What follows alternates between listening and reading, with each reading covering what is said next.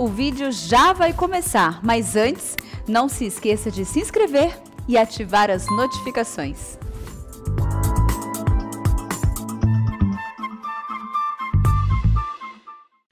Graça e a paz de Cristo a todos. A você também que está nos assistindo, seja muito bem-vindo ao culto restaurado pela palavra. Hoje nós vamos falar sobre autocontrole, a batalha contra a dependência tecnológica. É um desafio falar sobre esse assunto. E o que nós fazemos aqui, nesse momento, nós usamos tecnologia, né? Talvez você vá abrir a sua Bíblia num celular, está usando tecnologia. Talvez você recebeu a imagem desse culto, né? A propaganda desse culto por algum tipo de tecnologia, né? Você está nos assistindo aí, sendo filmado, enfim, sendo transmitido por tecnologia. Então, é importante nós entendermos como nós nos relacionamos com isso, porque existem alguns fatores que levam pessoas a se tornarem dependentes desse processo, né, do uso da tecnologia, muito mais relacionada aí aos seus corações. Eu quero que você abra comigo em Tito, a carta de Paulo a Tito, capítulo 3. Eu quero ler dos versos 3 até o 9. Tito 3, de 3 a 9. Então nós vamos ler esse texto. Ele vai ser um dos textos que nós trataremos nessa noite para falar a respeito de autocontrole, a batalha contra a dependência tecnológica. Então Tito 3, a partir do verso 3 diz assim: pois nós também outrora éramos nécios, desobedientes, desgarrados, escravos de toda a sorte de paixões e prazeres, vivendo em malícia e inveja, odiosos e odiando-nos uns aos outros. Quando, porém, se manifestou a benignidade de Deus, nosso Salvador, e o seu amor para com todos, não por obras de justiça praticadas por nós, mas segundo a sua misericórdia, Ele nos salvou mediante o lavar, regenerador e renovador do Espírito Santo, que Ele derramou sobre nós ricamente por meio de Jesus Cristo, nosso Salvador, a fim de que, justificados por graça, nos tornemos seus herdeiros, segundo a herança da vida eterna. Fiel é esta palavra, e quero que no tocante a essas coisas, façais afirmação confiadamente, para que os que têm crido em Deus sejam solícitos na prática das boas obras. Essas coisas são excelentes e proveitosas aos homens. Evita discussões insensatas, genealogias, contendas e debates sobre a lei, porque não têm utilidade e são fúteis. Vamos orar mais uma vez, então nós vamos pensar um pouco a respeito do nosso tema de hoje sobre autocontrole. Oremos ao nosso Deus. Pai, obrigado por essa noite, obrigado porque nós estamos na Tua casa, obrigado por esse culto, obrigado porque o Senhor tem nos dado a graça de adorar o Teu nome, de reconhecer o Senhor, e que o Senhor fale conosco nessa noite, que o Senhor nos dirija, que o Senhor nos ensine, que o Senhor nos faça compreender aquilo que o Senhor deseja na nossa vida, e saiamos daqui com a decisão de tomar decisões, de dar passos bíblicos, verdadeiros, que ajude-nos a nos mantermos equilibrados no uso da tecnologia, principalmente porque também é uma forma que nós adoramos ao Senhor, que nós servimos ao Senhor, que nós administramos o nosso tempo. Obrigado a Deus, mais uma vez eu oro em nome de Jesus, amém. Amém. Você já ouviu falar em nomofobia? Já ouviu falar em nomofobia? Alguém já ouviu aqui falar em nomofobia? Já? Nomofobia é o medo excessivo, uma nomenclatura para medo excessivo de ficar sem celular, internet ou tecnologia de um modo geral. Chama nomofobia, né? O que isso significa? Então a pessoa, você vai tirar o celular dela, ela tem um medo excessivo de ficar desconectada. Ela tem um medo excessivo de não ter a proximidade, né? Ou seja, a ideia da fobia é o medo, né? E o aspecto então de que ela se ver ou se enxergar sem o recurso tecnológico, ela então tem um medo excessivo disso. E isso é colocado inclusive, ainda mais no processo da pandemia, né? Não sei se eu coloco pós-pandemia, eu coloco, enfim, mas esse processo que a gente tem vivido, onde as pessoas se conectaram muito mais, onde as pessoas passaram muito mais tempo acessando redes sociais, ouvindo, né, assistindo aula por tecnologia, enfim, os cultos, né, sendo transmitidos no início. E isso então acendeu um alerta nas pessoas sobre o uso. Quer dizer, isso não é novo, mas isso é algo então que tem gerado nos corações uma fobia, um medo muito maior de ficar desconectado. O avanço da tecnologia e os modos com que as pessoas se relacionam faz parte da nossa vida. Inclusive nós estamos aqui hoje por causa, também da tecnologia. Você está nos assistindo por causa da tecnologia. Então, em si, a tecnologia não é o pecado, o problema não é a tecnologia. O grande problema é como nós nos relacionamos com tudo aquilo que Deus permitiu que a ciência, que o conhecimento, que o desenvolvimento trouxesse a nós. Então, a forma como nós nos relacionamos com isso revela muito também do nosso coração. O uso da tecnologia hoje não é só aceito, mas é esperado pelas pessoas, Você talvez, quando você encontra alguém que não sabe mexer, manusear um celular, você fala assim, gente, que essa pessoa, por que ela não sabe? Então é comum que a gente espere não mais algo, por exemplo, eu fui, uma confissão aqui pessoal, mas eu fui aprender a ligar um computador com 18 anos de idade, quando eu fui para o seminário, faculdade, estudar. Sou do interior de São Paulo, não sabia. Hoje você vê as crianças de forma intuitiva, às vezes elas só estão olhando e aprendendo pela cópia, que ela tem 3 ou 4 anos, você não sabe mandar fazer alguma coisa, elas pegam o celular e manuseiam para você. Então, às vezes o estranho hoje é você conhecer alguém que não tenha contato, que não use, que não saiba manusear isso. E como eu disse, na época da pandemia, o universo com as tecnologias, o relacionamento com as tecnologias aumentou ainda mais. Então estudar online, fazer reunião online, trabalhar online, culto online, consulta médica virtual. E agora, recentemente, nós temos até igreja no multiverso. Eu não vou entrar nem no mérito aqui, é errado, mas é um outro sermão que fala sobre isso. Eu não vou gastar meu tempo falando nisso agora, mas então olha que nível que nós chegamos desse relacionamento. A tecnologia, como eu disse, é um grande avanço para a sociedade. Quando você volta, por exemplo, para Gênesis, mesmo sendo a família de Caim que trouxe um desenvolvimento social naquela época, com a intuição do coração pecaminosa, mas você vê que aqueles avanços que a família de Caim coloca na sociedade traz efetivamente um benefício posterior. Então a tecnologia, ela é uma bênção nesse sentido. Ela nos trouxe recursos como pregar o evangelho, beneficiar outras pessoas, cuidar de outras pessoas virtualmente, ou seja, nós não podíamos visitar algumas pessoas por questão de saúde, comorbidade, mas você poderia estar lá com ela orando. Muito do que nós fizemos aqui no tempo da pandemia, tanto dos grupos de pastoreio, se fazia por meio também da tecnologia. Então, em si, ela é uma grande bênção e, obviamente, nós temos então aí alguns desvios do uso com relação a isso. Elas não são capazes, tecnologia, internet, de em si, por elas, causar dano. Mas o centro de tudo são os desejos mal direcionados no uso delas. Elas se tornam um local onde o nosso coração, então, é exposto. E é isso que nós vamos trabalhar. Existem alguns sintomas, faz aí a sua classificação agora, que demonstram que alguém esteja viciado em tecnologia. Então, eu vou fazer um checklist aqui e você vai se avaliar segundo o conceito bíblico de vício, segundo o conceito bíblico de controle por outra coisa, você está controlado. Então olha só, preocupação, pensar repetidamente em atividades online. Então se a pessoa não consegue entender o que as pessoas estão mandando para ela, eu não posso ficar sem o celular porque alguém vai mandar uma mensagem. Então isso é uma preocupação.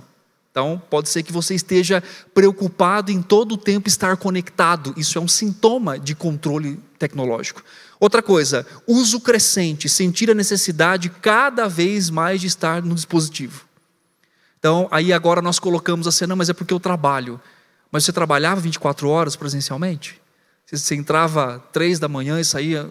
Não, então nós temos também às vezes aquela perspectiva de dar desculpas. Outra coisa, incapacidade de parar, lutar para reduzir o uso da tecnologia, mesmo depois de várias tentativas. Então alguém que tentou já dizer, não, eu não vou orar mais, vou ler mais a Bíblia, mas começa a ler a Bíblia, aí o celular vê uma notificação. Aí pronto. Leia a Bíblia ou veja a notificação. Então a pessoa não consegue, não tem controle sobre aquilo. Forte anseio, sentir necessidade persistente de telefone, de computador ou de outro dispositivo. Sintomas de abstinência, por exemplo, inquietude, mau humor, deprimido, irritado, quando faz tentativa de interromper o uso por algum momento. Então você fala assim, vamos ficar aqui, vamos todo mundo conversar hoje em família. Aí a pessoa fala, Conversa 5 minutos, já tá bom, né? Acho que já conversou. Então isso é um sintoma. Outra coisa, perda de tempo. Você ou mesmo as pessoas ao seu redor percebem que você não tem mais a noção do tempo. Então às vezes a pessoa está 2, 3 horas jogando e ela fala, não, mas eu estou aqui há 15 minutos. Porque ela perde a noção do tempo. Outra coisa, negligência. Você negligencia relacionamento com seus pais, com seu marido, com a sua esposa. Não é incomum você ir, né, hoje num restaurante e está um casal, você sabe que é um casal. Você sabe que eles estão ali para comer juntos, mas cada um está no seu o quê? Smartphone falando de uma outra coisa. Então chega a comida, aí tira, come, ou se não, tira a foto primeiro.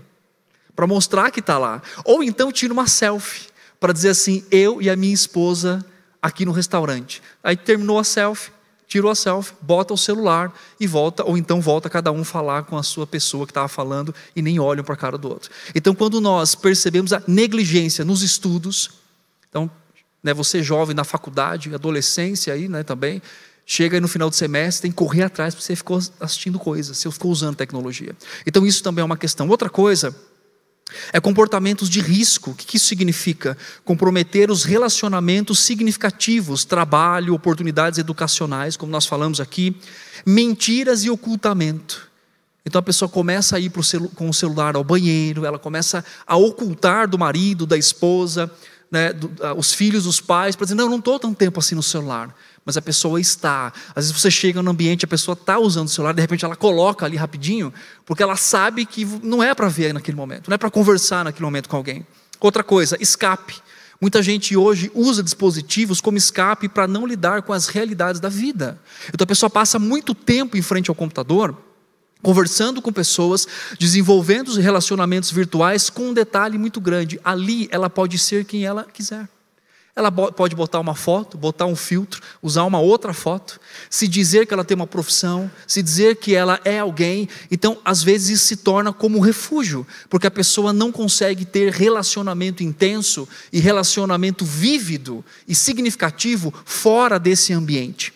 A grande verdade é que pessoas estão sofrendo, famílias estão sendo destruídas e crianças com sérios problemas devido ao uso intenso da tecnologia. Nós temos, por exemplo, a Universidade de San Diego, nos Estados Unidos, apontou que adolescentes que são mais expostos à tecnologia e, né, eletrônicos de uma forma geral, eles têm menor satisfação na vida e menos alegria. Então, quando eles lidam com a realidade da vida, eles lidam de uma forma diferente. A Universidade de Oxford apontou em pesquisas uma forte relação entre comportamento suicida e automutilação para adolescentes que ficam muito tempo no uso da internet. Onde eles criam relacionamentos de desafios muitas vezes, eles passam a se automutilar. Por quê?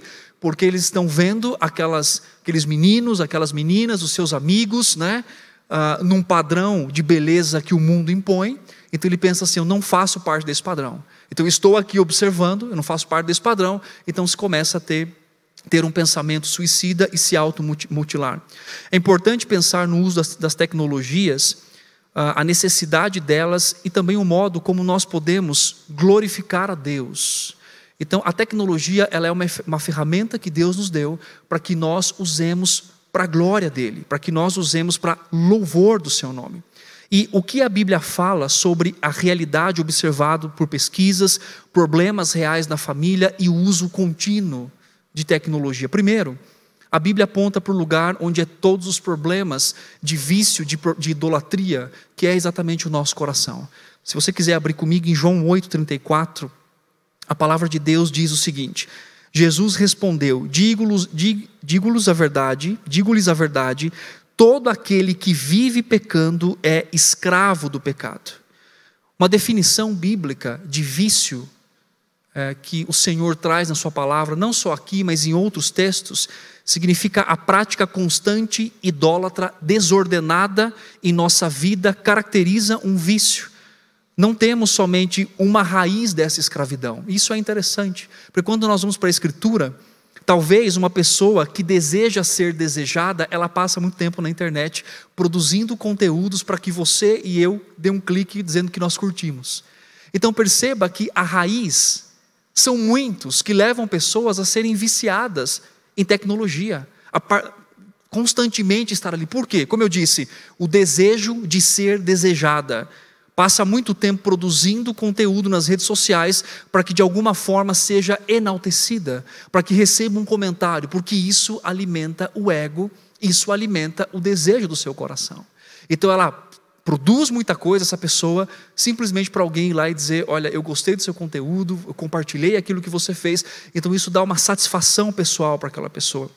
Uma pessoa fugindo da realidade da vida, por exemplo. Talvez casais que estão em conflitos.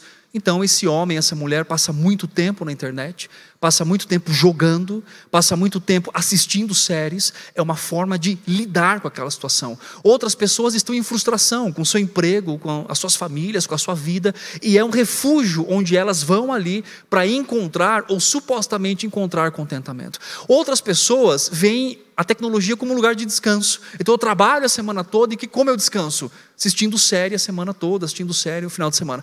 Então perceba que a raiz do que leva pessoas a ser viciada ou a passar pelo processo constante são muitos. Outra coisa também é o temor de homens que direciona o coração de pessoas para que elas sempre estejam dispostas. Então você recebe uma mensagem meia-noite. O seu temor de não ser querido, de não ser respeitado, pode pensar assim: eu preciso responder essa pessoa agora. Eu tenho que responder.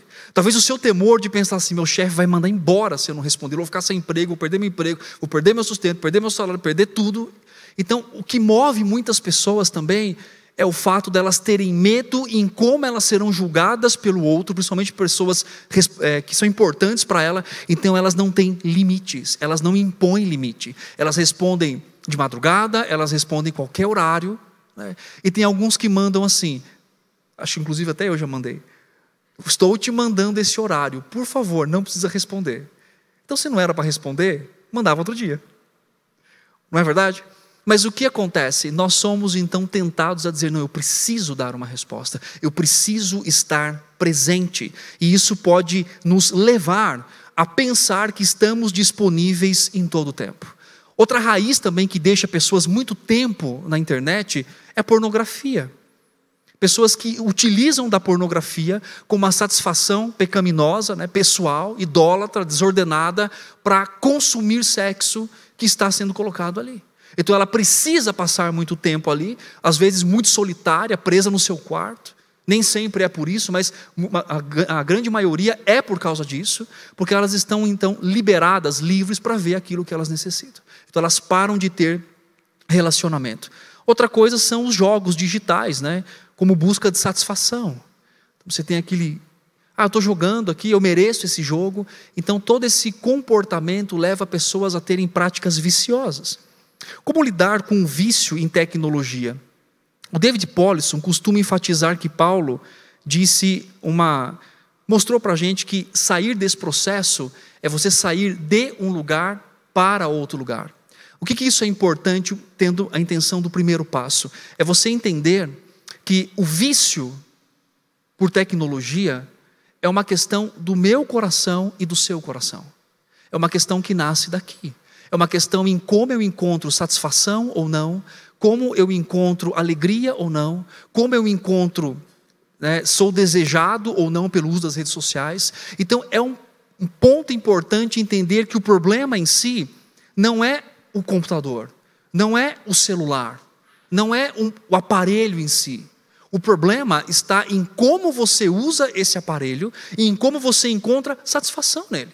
Você pode usar o aparelho, por exemplo, para ler a Bíblia, ver devocionais. Ou você pode estar ali em todo o tempo, disponível para todas as pessoas. Então, muitas pessoas lidam com o vício na tecnologia falando assim: eu vou desligar meu celular. Mas o problema está aqui dentro.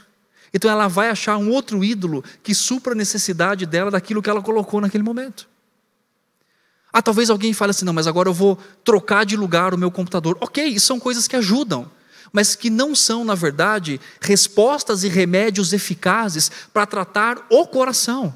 Que, segundo a palavra de Deus, mostra que onde sai a forma como eu lido, me relaciono com tecnologia e com outras coisas. Então, quando nós damos um passo bíblico para entender esse aspecto, a primeira coisa que eu tenho que entender não é esse tablet, esse celular, esse computador, a tecnologia de uma forma geral. é como eu me enxergo no processo de utilizar essas coisas. É como eu tornei essas coisas um ídolo para o meu coração. E talvez você e eu, nós achemos muitas desculpas para continuar praticando isso. Porque o que me parece muito é que o uso excessivo, idólatra, mal direcionado das tecnologias, acabou se tornando uma desculpa hoje, né? Não, mas é porque eu trabalho. Não, mas é porque eu tenho que responder pessoas. Não, mas o meu trabalho é na internet, eu tenho que ficar ali o tempo todo. E aí volta aquela pergunta: é saudável trabalhar o tempo todo? É saudável estar conectado o tempo todo? É saudável? Você faria isso presencialmente? Com certeza você talvez reclamaria. E muita gente, com a desculpa, o auto-engano de estudar, de trabalhar, elas estão fazendo o quê? Elas estão com 20 abas abertas. No Instagram, no Facebook, no WhatsApp, na folha ali da faculdade, na planilha do trabalho, e ao mesmo tempo ela está fazendo o quê? Várias coisas ao mesmo tempo, ou tentando, porque nós não somos capazes de fazer isso. Então, às vezes é um auto-engano. Não, mas eu preciso fazer isso, é urgente, eu preciso estar aqui o tempo todo. E isso vai tomando o nosso coração. E esse texto que nós lemos, para pensarmos em autocontrole, como lidar com isso, o primeiro passo é entender o próprio coração. É entender por que eu preciso disso.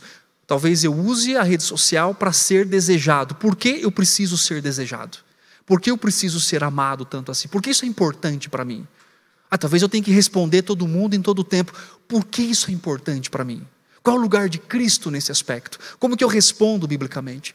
E Paulo, ao escrever a Tito, no capítulo 3, ele faz uma conexão entre como o Evangelho guia e impacta a nossa vida diária. É claro que você vai olhar para as Escrituras e você não vai ler o texto de tecnologia, de rede social, mas a Bíblia tem princípios de modelar o nosso coração, de instruir os nossos desejos, para que nós lidemos com essas questões que são importantes. Então, quando nós estamos falando de tecnologia, talvez seja uma coisa mais moderna, mas quando nós falamos de vício, a Bíblia já compreendia isso há muito tempo.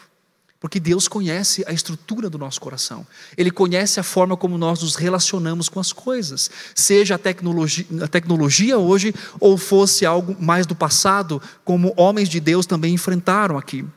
E nesse texto que o apóstolo Paulo escreve, nós temos 3 lições importantes que nos ensina a conectar o Evangelho na vida, na forma como eu uso a tecnologia, em resposta que ele me dá sobre quem eu sou hoje, como que eu me relaciono com isso e a forma como eu lido com o meu coração idólatra. A primeira lição desse texto, Paulo nos mostra que por causa da obra de Cristo, nós somos salvos e temos a liberdade da escolha não idólatra. Olha o versículo 3, pois nós também outrora, ele fala o que aqui? No passado.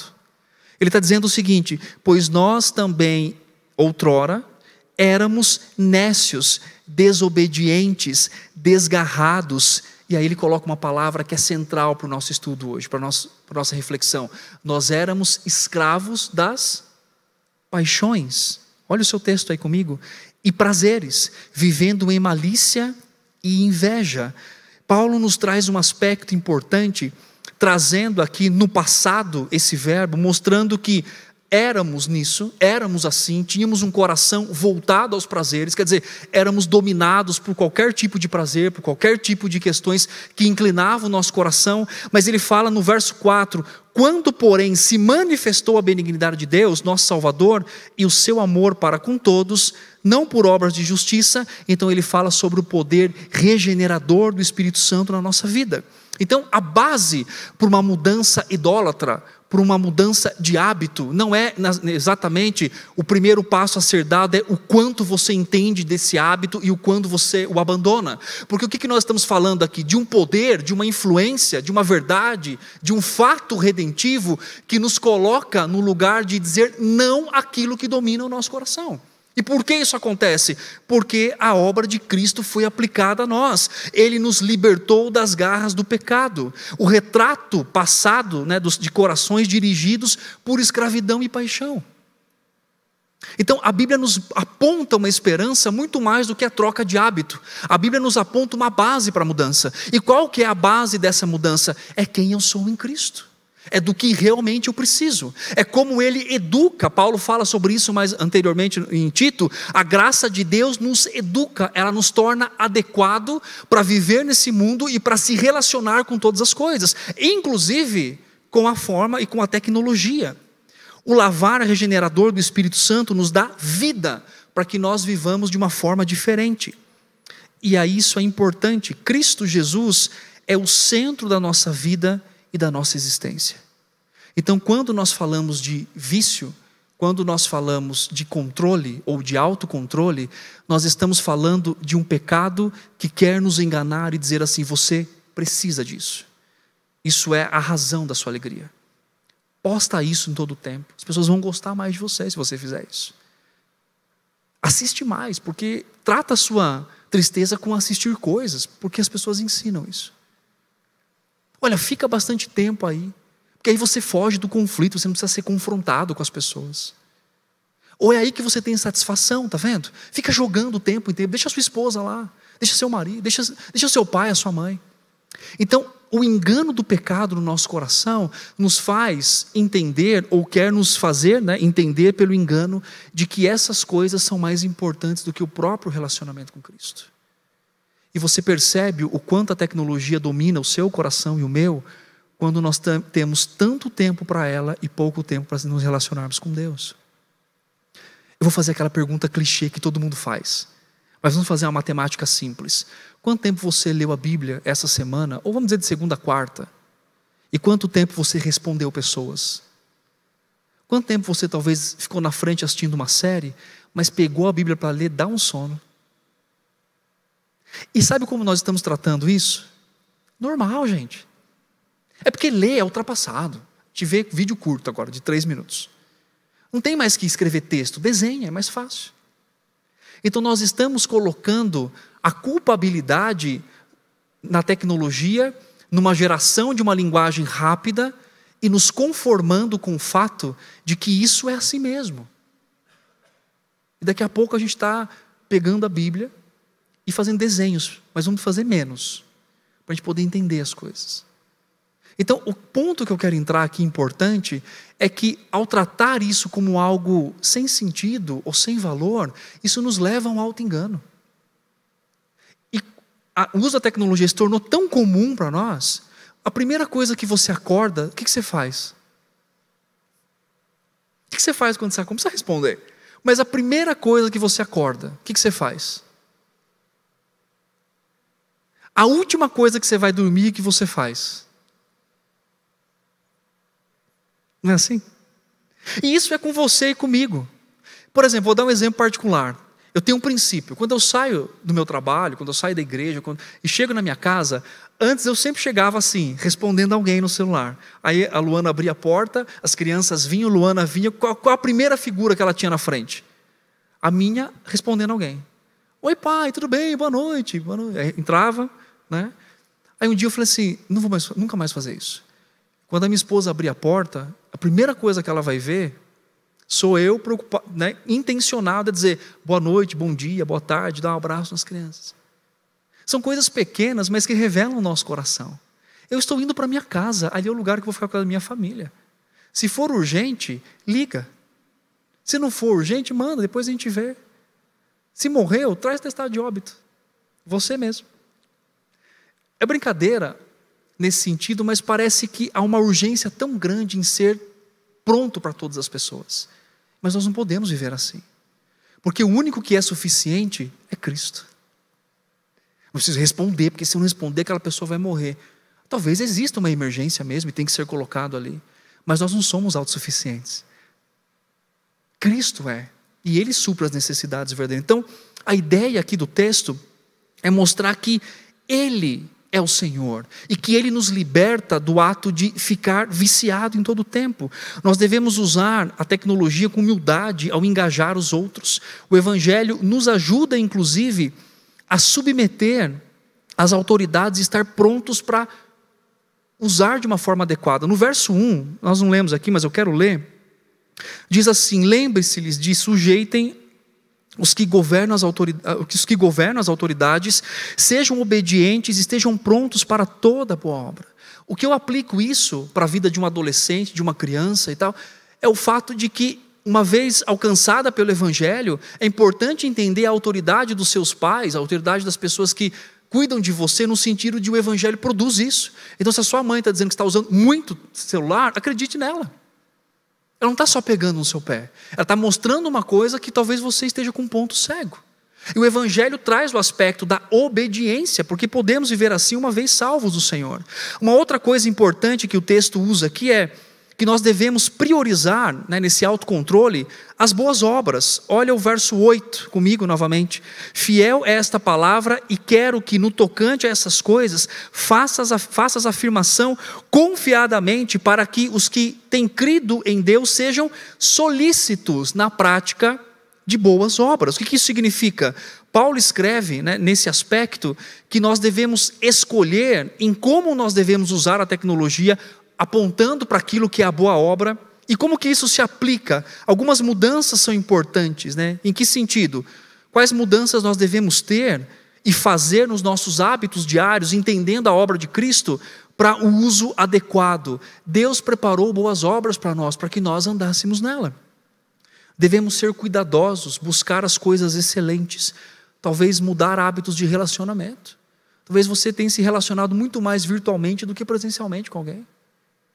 Talvez você conhece muitas pessoas, mas não tenha amigos de verdade. Coloque pontos práticos na sua vida, boas obras, pratique. A Bíblia está cheia de mutualidade. Ame um ao outro, sirvam ao outro, aconselhar um ao outro. Eu posso fazer isso virtualmente? Pode, mas faça isso presencialmente. Participe da vida de pessoas, caminhe com pessoas, priorize encontros saudáveis, relacionamentos zelosos e redentivos. Não se isole. A minha pergunta para você é: qual a última vez que você teve uma conversa real com alguém por mais de meia hora? E não só naquele conversa de manda mensagem e responde, manda mensagem e responde. Qual a última vez que você edificou a vida de alguém numa conversa significativa? De dizer, senta aqui, vamos tomar um café? Deixou seu celular do lado e falou, eu quero olhar no seu rosto. Eu quero ver a sua expressão facial. Eu quero saber quem você é. Qual a última vez que você sentou na frente ali da sua esposa, do seu marido, dos seus filhos, e ninguém pegou o celular, porque agora é o momento que nós vamos olhar uns para os outros, caminhar, entender a necessidade uns dos outros. Então o texto diz que o Evangelho nos traz o benefício de praticar boas obras, e a prática das boas obras é o sair de um tipo de vício, de compromisso, de prática que cada vez mais é crescente no uso da tecnologia, para uma vida intencional na forma como nós nos relacionamos com pessoas. Então a Bíblia está cheia de mandamentos, cheia de mutualidade, em forma como nós nos relacionamos com pessoas. E entender esse aspecto é importante. Então qual obra boa você deve praticar a partir da palavra, para que ajude você a ter autocontrole? Talvez o primeiro hábito da manhã não seja pegar um celular e ver se alguém te mandou mensagem. Talvez o primeiro hábito da manhã seja, Deus, obrigado por esse dia, eu quero, me dê intencionalidade nos relacionamentos. Talvez um hábito pequeno, um horário de almoço, onde você deixa ali e diz, olha, eu quero olhar para alguém, eu quero caminhar com alguém, eu quero estar com alguém presencialmente. Nós precisamos entender isso e cortar aquilo que nos leva a situações de desejos desordenados. Talvez você não queira sair dali. Talvez você está naquele jogo, naquele computador, fazendo aquela... Você não queira, mas uma coisa é importante, você precisa. Porque as Escrituras nos ensinam a dar passos de mudança na nossa vida. Um último ponto desse texto que Paulo nos ensina sobre o autocontrole é: o nosso uso da tecnologia deve enfatizar a unidade no corpo de Cristo. Olha comigo o verso 9. Evita discussões insensatas, genealogias, contendas e debates sobre a lei, porque não têm utilidade e são o quê? Fúteis. Talvez alguém se realiza na internet, porque ali ele é o cara. Ele briga com todo mundo, ele discute, ele fala, ele põe a opinião dele. Mas pessoalmente ele é um gatinho. Não é assim? O uso da internet hoje todo mundo se tornou cientista político. Todo mundo sabe de ciência médica, todo mundo. Você é formado em quê? Eu sou formado em engenharia, mas eu sei de ciência médica. Eu não estou dizendo que não possa saber. Ler é importante. Mas você percebe que todos nós temos conhecimentos e a gente procura no Google o significado para depois responder às pessoas e a gente acha que a gente tem um conhecimento profundo sobre aquilo. A tecnologia, o uso das redes sociais, toda essa exposição nos trouxe uma falsa sensação de sabedoria. Falsa sensação de conhecimento. Como se nós conhecêssemos tudo. Como se nós estivéssemos prontos para tudo. A ponto, muitas vezes, de criar, nesse sentido, não a edificação do corpo de Cristo. Por que eu quero dizer com isso? A última questão aqui, quando Paulo diz foge, aplicando para a tecnologia, é aquilo que um dos autores coloca sobre esse texto, é pensarmos em como o uso daquilo que Deus nos deu, como a tecnologia, deve edificar o corpo de Cristo. Deve de uma forma entender, é uma ferramenta que Deus deu nas minhas mãos para que eu possa então lidar com isso. Para que eu possa edificar pessoas, para que eu possa servir outras pessoas. Porque se o uso for simplesmente por um benefício particular, para que eu me autossatisfaça nesse processo, então talvez eu não esteja pensando no outro. Talvez eu não esteja pensando na forma que eu estou usando a tecnologia para abençoar a vida de outras pessoas. Algumas perguntas são importantes para a gente encerrar aqui. Primeiro, como o evangelho afeta a sua motivação em usar a tecnologia? Você se enxerga como alguém que está viciado? Você tem autocontrole? Depois do culto, todo mundo vai deixar o celular aqui, vai pegar só domingo. Vamos testar o autocontrole. Eu tenho 2, pastor. Tem gente que tem 2 já para isso, né? Porque quebrou um, já tem outro ali. Ou da empresa. Como você se sente se hoje você falasse assim, vou desligar meu celular e hoje eu vou sentar e orar com a minha família? Quanto tempo você consegue ficar sem ligá-lo? Talvez sem assistir alguma coisa. Talvez, sabe, o tempo junto que você tem com a família é assistindo série. Isso não é tempo junto com a família. Pode ser em alguns momentos, mas se isso é prática constante, você não está ouvindo os seus filhos. Você não está ouvindo a sua esposa. Está ouvindo, sabe quem? O ator que está falando, a atriz, está ouvindo a história que está acontecendo ali. Mas está junto sim, talvez até comendo uma pipoca, bom demais, né? Mas você não está acessando o coração da sua família. Vocês não se conhecem, nós nos conhecemos. Então é a falsa ilusão de que muitas vezes estar junto ali é realmente estar junto. A outra pergunta, o que você espera alcançar com o uso da tecnologia? Nós lemos na Bíblia que tudo é para o crescimento do crente, não é assim? Então a tecnologia também é. Todas as coisas, elas cooperam para o bem. A forma como nós nos relacionamos com a tecnologia deve ser um instrumento, e é um instrumento de Deus na forma como eu cresço em Cristo Jesus. A pergunta é, a forma que você e eu estamos usando, estamos crescendo em Cristo ou estamos nos tornando mais parecido com idólatras? Estamos mais livres porque conhecemos a obra de Cristo aplicada em nós, dizemos, não, isso daqui não é mais saudável, eu quero ter relacionamento, eu quero ler, eu quero edificar a minha vida, eu quero caminhar com pessoas. Ou talvez aquilo que a gente use estejamos nos parecendo com isso. A última pergunta, como você espera que o uso da tecnologia influencie as pessoas que você atinge, que você está ali? Que tipo de impacto bíblico, edificante, o uso da tecnologia serve para a vida dos outros? Porque antes, para a gente fofocar, a gente tinha que se encontrar. Agora basta mandar um texto no WhatsApp, uma figurinha. Não é assim? A tecnologia é uma bênção, mas ela criou também boas no sentido de bastante, né? Mas muitas, vamos trocar a palavra, oportunidades de nós revelarmos o nosso coração ansioso, inquieto, maledicente e tantos outros. Então eu quero encerrar fazendo exatamente a pergunta: como o seu coração está sendo exposto no uso contínuo ou na forma como você usa a tecnologia? Como você ensina os seus filhos a usar tecnologia? Como seus filhos estão vendo você a usar tecnologia? E às vezes é um auto-engano tão grande.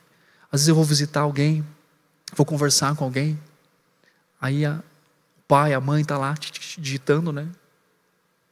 Eu quase pego meu celular e falo, deixa eu conversar com vocês também, né? Aí olha para mim e fala, pastor, minha filha, minha filha, né? Não sai do celular. Aí o filho olha e fala, mas também você também não sai. Então, olha o auto-engano, né? Eu cobro uma coisa que eu estou também fazendo. Ah, não, mas eu trabalho o tempo todo. Não conversa mais também? Então perceba, eu quero que você saia daqui fazendo uma avaliação importante. Talvez você tenha dado desculpa. Talvez você seja um viciado em tecnologia. Talvez você se identifique pela tecnologia. Talvez você sinta tanto prazer quando alguém dá uma curtida lá na sua foto, compartilha o que você faz. Talvez você se sente com importância, com significado. Talvez quando alguém te manda mensagem, talvez quando você senta para assistir horas alguma coisa, é aquilo que alivia, entre aspas, a sua alma, o seu coração. E talvez você esteja sendo enganado, porque há um benefício de satisfação muito maior, e não é a tecnologia, é o nosso Cristo. Há relacionamentos muito mais profundos, e não estão só ali na tecnologia, mas estão ali, na sua casa, sobre a sua responsabilidade. Talvez seu filho, sua filha, seu marido, sua esposa, seus irmãos em Cristo Jesus. Então que Deus nos dê a graça de crescermos nele, e de avaliarmos o nosso coração e termos o autocontrole, não só pensando na mudança do hábito prático em si, mas pensando em como a obra de Cristo define a forma como nós devemos viver a nossa vida. Que Deus nos ajude a viver assim. Vamos cantar um hino e depois vamos orar.